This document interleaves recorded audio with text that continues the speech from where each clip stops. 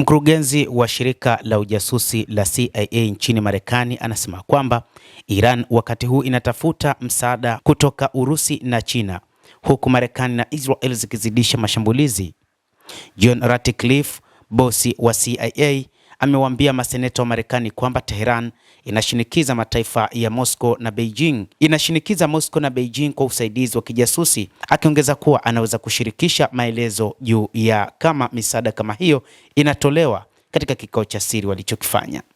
Mkurugenzi wa CIA Bwana John Ratcliffe amewaambia maseneta kwamba Iran wakati huu ikiwa inaendelea na mapambano dhidi ya Israel na Marekani inazidi kutafuta usaidizi wa kijasusi kutoka kwa Warusi na Wachina na wapinzani wengine wa Marekani, huku majeshi ya Marekani yakiendeleza mapambano katika Jamhuri hii ya Kiislamu katika siku ya 20 ya mzozo huo.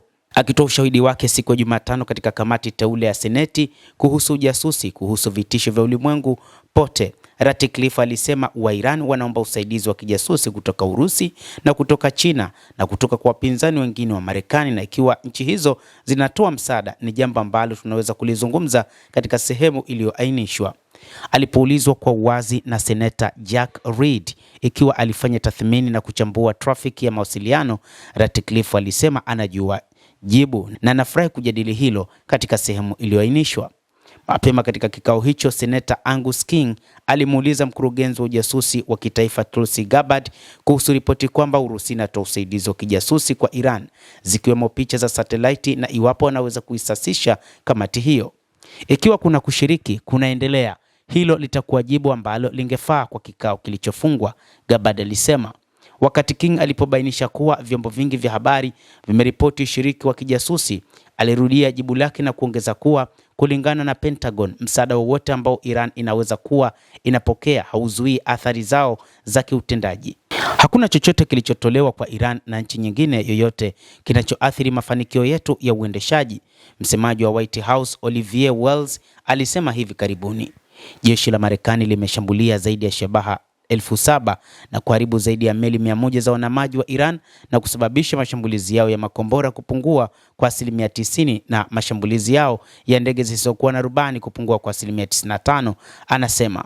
Lakini kwa upande wake, waziri wa mambo ya nje wa Iran Abbas Araghchi alisema mapema mwezi huu kwamba Tehran na Moscow zina ushirikiano mzuri sana, lakini hakuthibitisha kama Urusi inatoa usaidizi wa kijasusi. Jarida la Wall Street limeripoti Jumanne kwamba Urusi imepanua upashanaji wa kijasusi na ushirikiano wa kijeshi na Iran, ikitoa picha za satellite na teknolojia iliyoboreshwa ya ndege zisizokuwa na rubani kusaidia Tehran kulenga vikosi vya Marekani katika eneo hilo. Ripoti hiyo imesema Moscow inatafuta kuweka mshirika wake wa karibu wa Mashariki ya Kati anayehusika katika makabiliano na nguvu za kijeshi za Marekani na Israel, huku ikiendeleza mzozo ambao baadhi ya maafisa wanasema unahudumia maslahi ya kijeshi na kiuchumi ya Russia.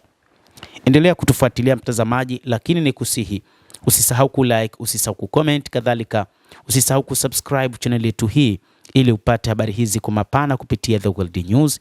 Naitwa Adam Hussein, endelea kuwa nasi wakati wote, endelea kutufuatilia.